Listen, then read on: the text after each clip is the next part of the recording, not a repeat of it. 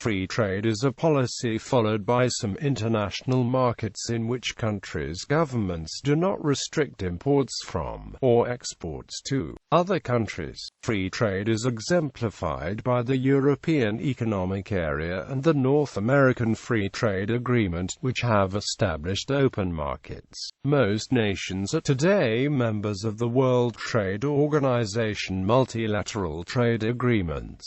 However, most governments still impose some protectionist policies that are intended to support local employment, such as applying tariffs to imports or subsidies to exports.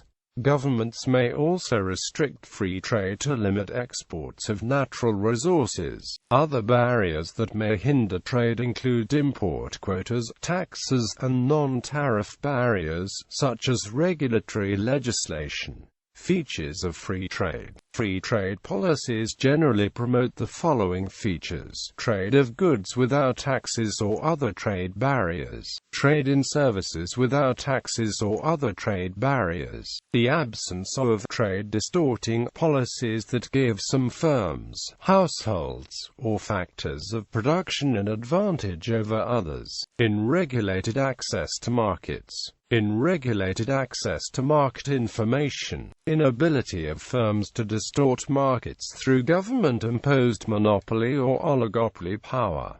Trade agreements which encourage free trade.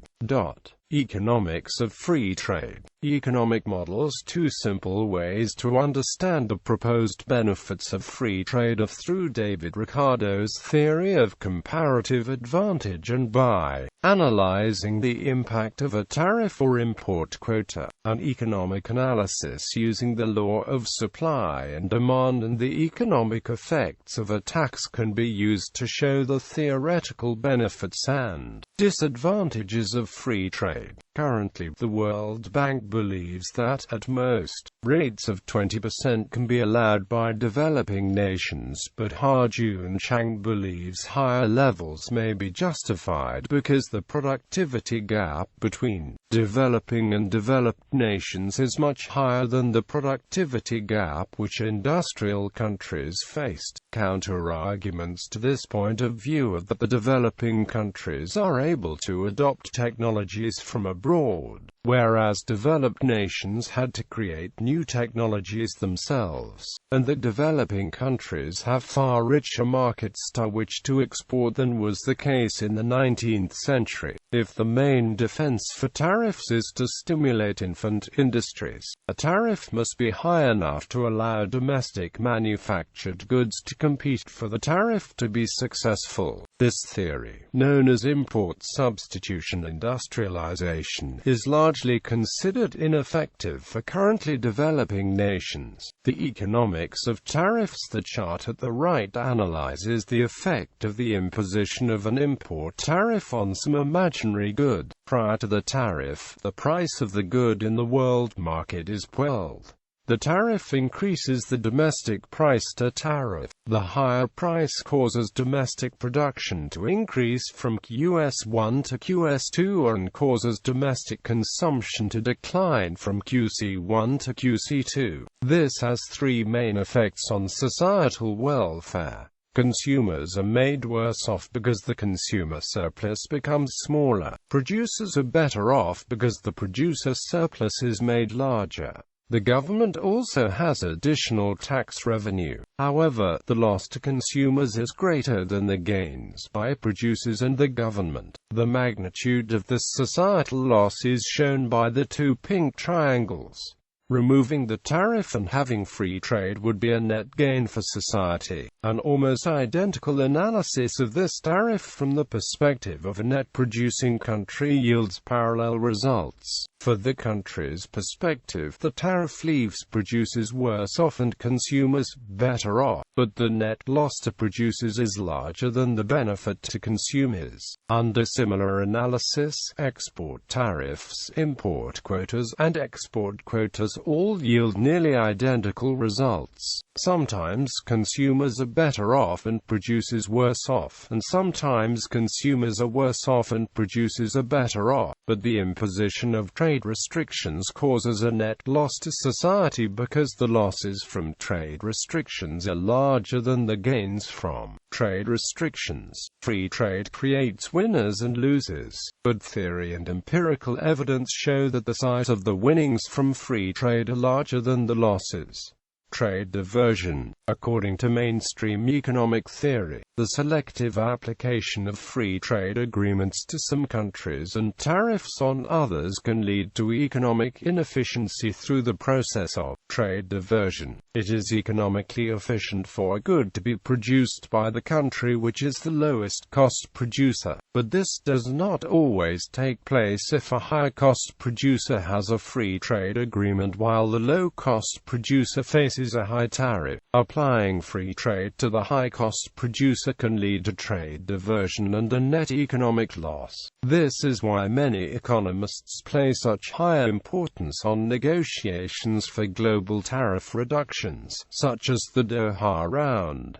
Opinion of economists. The literature analyzing the economics of free trade is extremely rich, with extensive work having been done on the theoretical and empirical effects, though it creates winners and losers. The broad consensus among economists is that free trade is a large and unambiguous net gain for society. In a 2006 survey of American economists, 87.5% agree that the U.S. should eliminate remaining tariffs and other barriers to trade, and 90.1% disagree with the suggestion that the U.S. should restrict employers from outsourcing work to foreign countries.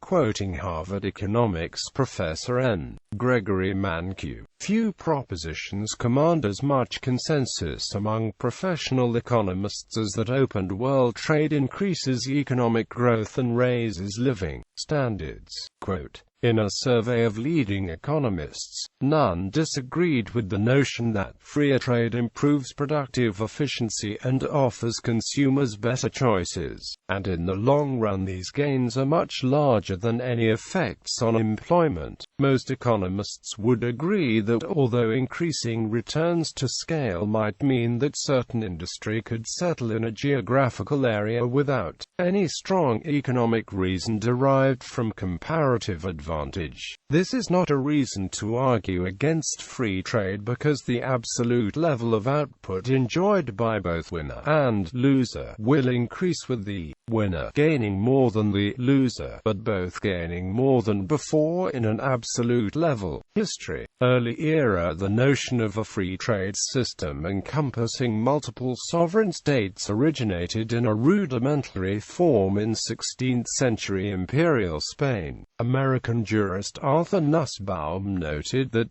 Spanish theologian Francisco de Vitoria was the first to set forth the notions of freedom of commerce and freedom of the seas. Vitoria made the case under principles of jus gentium. However, it was two early British economists, Adam Smith and David Ricardo, who later developed the idea of free trade into its modern and recognizable form. Economists who advocated free trade believed trade was the reason why certain civilizations prospered economically. Adam Smith, for example, pointed to increased trading as being the reason for the flourishing of not just Mediterranean cultures such as Egypt, Greece, and Rome, but also of Bengal and China. The great prosperity of the Netherlands after throwing off Spanish imperial rule and pursuing a policy of free trade made the free trade mercantilist dispute the most important question in economics for centuries. Free trade policies have battled with mercantilist, protectionist, isolationist, communist, populist, and other policies over the centuries. Trade in colonial America was regulated by the British mercantile system through the Acts of Trade and Navigation. Until the 1760s, few colonists openly advocated for free trade. in part because regulations were not strictly enforced. New England was famous for smuggling, but also because colonial merchants did not want to compete with foreign goods and shipping. According to historian Oliver Dickerson, a desire for free trade was not one of the causes of the American Revolution. The idea that the basic mercantile practices of the 18th century were wrong, wrote Dickerson, was not a part of the thinking of the revolutionary leaders. Free trade came to what would become the United States as a result of American Revolutionary War, when the British Parliament issued the Prohibitory Act, blockading colonial ports. The Continental Congress responded by effectively declaring economic independence, opening American ports to foreign trade on April 6, 1776. According to historian John W. Tyler, free trade had been forced on the Americans, like it or not.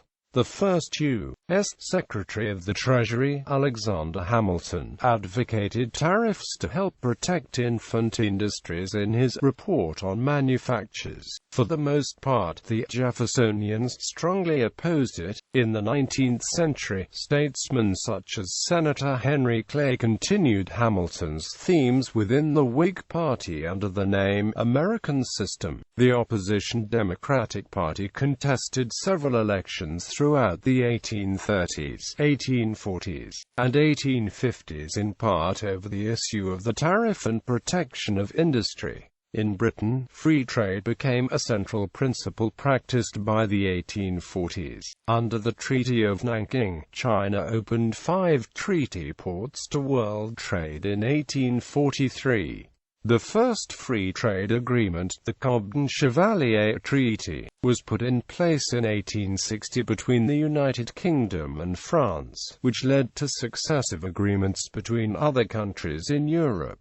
In the U.S., the Democratic Party favored moderate tariffs used for government revenue only, while the Whigs favored high protective tariffs to protect favored industries. The economist Henry Charles Gary became a leading proponent of the American system of economics. This mercantilist American system was opposed by the Democratic Party of Andrew Jackson, Martin Van Buren, James K. Polk, Franklin Pierce, and James Buchanan. The fledgling Republican Party led by Abraham Lincoln, who called himself a Henry Clay tariff Whig, strongly opposed free trade and implemented a 44% tariff during the Civil War, in part to pay for railroad subsidies and for the war effort, and to protect favored industries. William McKinley stated the stance of the Republican Party as thus: under free trade the trader is the master and the producer of the slave. Protection is but the law of nature, the law of self-preservation, of self-development, of securing the highest and best destiny of the race of man. That protection is immoral. Why, if protection builds up and elevates 63 million of people, the influence of those 63 million of people elevates the rest of the world. We cannot take our step in the pathway of progress without benefiting mankind everywhere. Well, they say, buy where you can buy the cheapest. Of course, that applies to labor as to everything else. Let me give you a maxim that is 1,000 times better than that, and it is the protection maxim: buy where you can pay the easiest. And that spot of earth is where labor wins its highest rewards. Many classical liberals, especially in 19th and early 20th century Britain and in the United States for much of the 20th century, believed that free trade promoted peace. Woodrow Wilson included free trade rhetoric in his 14 Points speech of 1918. The program of the world's peace, therefore, is our program, and a program, the only possible program, all we see it, is this.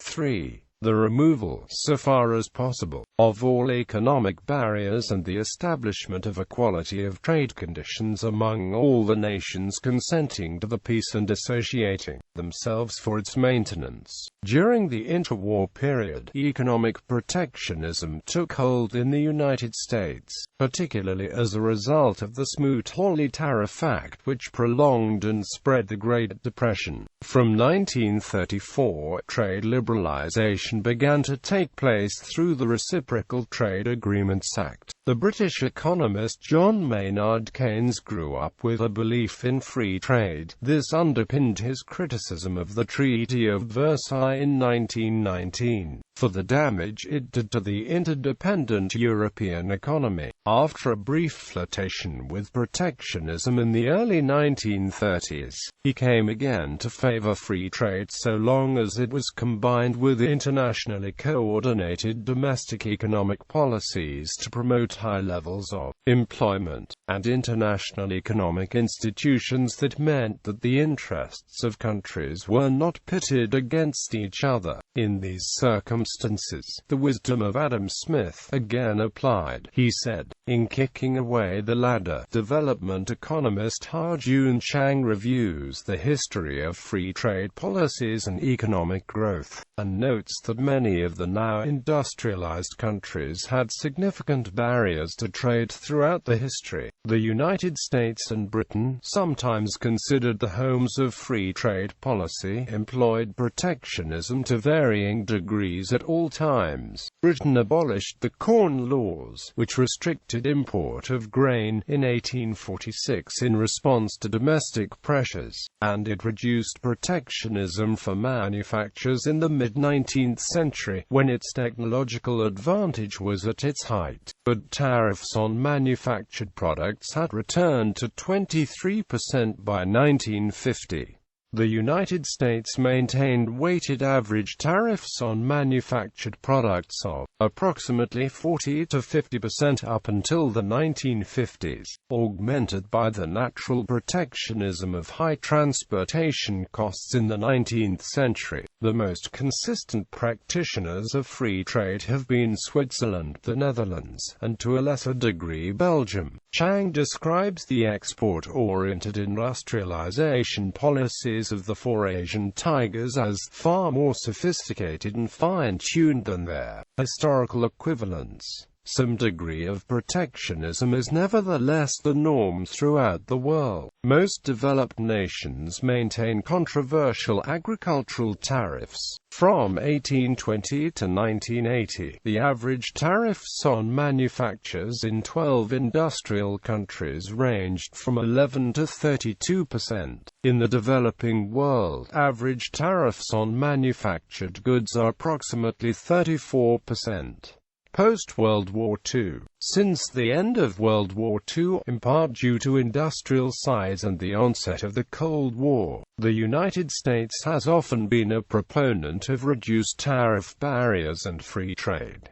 The U.S. helped establish the General Agreement on Tariffs and Trade and later the World Trade Organization, although it had rejected an earlier version in the 1950s. Since the 1970s, U.S. governments have negotiated managed trade agreements, such as the North American Free Trade Agreement in the 1990s, the Dominican Republic Central America Free Trade Agreement in 2006, and a number of bilateral agreements. In Europe, 6 countries formed the European Coal and Steel Community in 1951, which became the European Economic Community in 1958.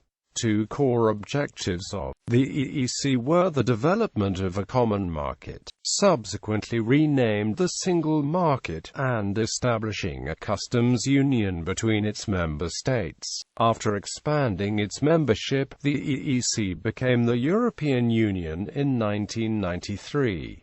The European Union, now the world's largest single market, has concluded free trade agreements with many countries around the world. Current status: most countries in the world are members of the World Trade Organization, which limits in certain ways but does not eliminate tariffs and other trade barriers. Most countries are also members of regional free trade areas that lower trade barriers among participating countries. The EU and the US are negotiating a transatlantic trade and investment partnership, led by the U.S. 12 countries that have borders on the Pacific Ocean are currently in private negotiations around the Trans-Pacific Partnership, which is being touted by the negotiating countries as a free trade policy. Degree of free trade policies: the Enabling Trade Index measures the factors, policies and services that facilitate the trade in goods across borders and to destination.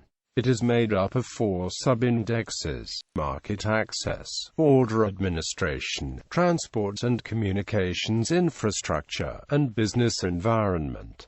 The top 20 countries and areas are: opposition. The relative costs, benefits and beneficiaries of free trade are debated by academics, governments and interest groups. Arguments for protectionism fall into the economic category and the moral category. A general argument against free trade is that it is colonialism, or imperialism in disguise. The moral category is wide, including concerns of destroying infant industries and undermining long-run economic development, income inequality, environmental degradation, supporting child labor and sweatshops, race to the bottom, wage slavery, accentuating poverty in poor countries, harming national defense, and forcing cultural change. Economic arguments against free trade criticize the assumptions or conclusions of economic theories. Socio-political arguments against free trade cite social and political effects that economic arguments do not capture, such as political stability, national security, human rights and environmental protection. Free trade is often opposed by domestic industries that would have the profits and market share reduced by lower prices for imported goods.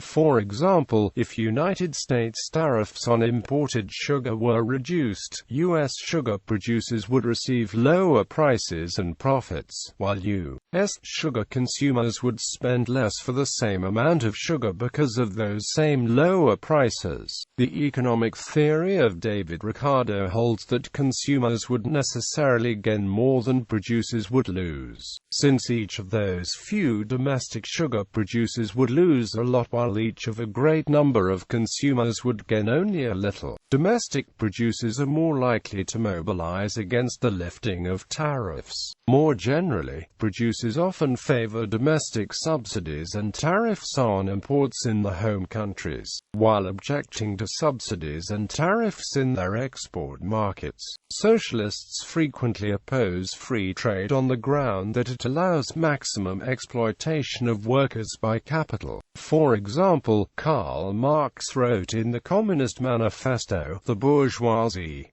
has set up that single, unconscionable freedom, free trade, in one word, for exploitation, veiled by religious and political illusions. It has substituted naked, shameless, direct, brutal exploitation." Nonetheless, Marx favored free trade solely because he felt that it would hasten the social revolution. Free trade is opposed by many anti-globalization groups, based on their assertion that free trade agreements generally do not increase the economic freedom of the poor of the working class, and frequently make them poorer. Where the foreign supplier allows de facto exploitation of labor, domestic free labor is unfairly forced to compete with the foreign exploited labor, and thus the domestic working class would gradually be forced down to the level of helotry. To this extent, free trade is seen as an end run around workers' rights and laws that protect individual liberty. It is important to distinguish distinguish between arguments against free trade theory and free trade agreements as applied.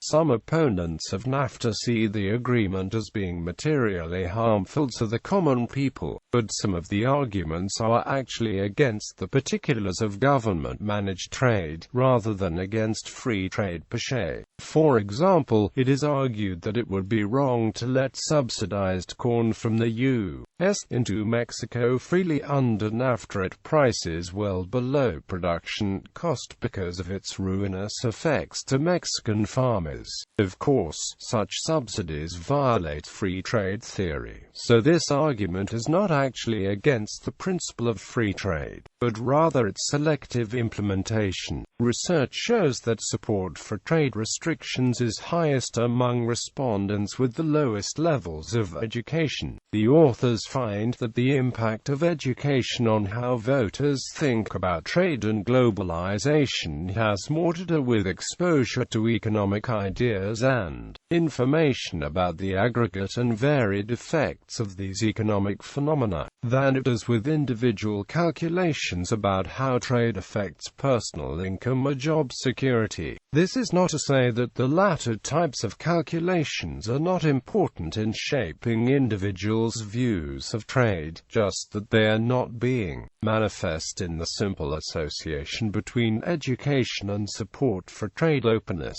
Research suggests that attitudes towards free trade do not necessarily reflect individuals' self-interests. Colonialism. It has long been argued that free trade is a form of colonialism or imperialism, a position taken by various proponents of economic nationalism and the school of mercantilism. In the 19th century, these criticized British calls for free trade as cover for British Empire, notably in the works of American Henry Clay, architect of the American system, and by German-American economist Friedrich List. More recently, Ecuadorian President Rafael Correa has denounced the sophistry of free trade in an introduction he wrote for a book titled The Hidden Face of Free Trade Accords, written in part by Korea's current energy minister Alberto Acosta, citing as his source the book Kicking Away the Ladder, written by Ha-Joon Chang. Correa identified the difference between an American system opposed to a British system of free trade.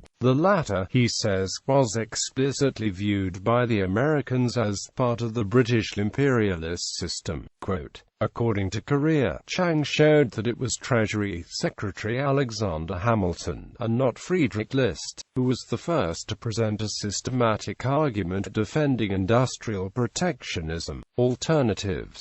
The following alternatives for free trade have been proposed: balanced trade, fair trade, protectionism, industrial policy. Bibliography. Bhagwati, Jagdish. Free Trade Today. Princeton University Press. ISBN 0-691-091560. Blinder, Alan S. Free Trade. In David R. Henderson. Concise Encyclopedia of Economics. Indianapolis, Library of Economics and Liberty. ISBN 978-08659766658. OCLC 237,794,267. Chang, Ha-Joon. Kicking Away the Ladder. Development Strategy in Historical Perspective. London, Anthem Press 2003. ISBN 9781843310027-3. Dixon, Oliver M. The Navigation Acts and the American Revolution. New York, Barnes. ISBN 9780374921620. OCLC 4903866016. Puchel, Thomas A. International Economics, 13th edition. New York, McGraw-Hill Irwin. ISBN 978-007-3523026. Ricardo, David. On the Principles of Political Economy and Taxation. Library of Economics and Liberty. Smith, Adam. An Inquiry into the Nature and Causes of the Wealth of Nations. Digirids Publishing. ISBN 1-4209-32063. Tyler, John W. Smugglers and Amp Patriots. Boston Merchants and the Advent of the American Revolution. Boston, Northeastern University Press.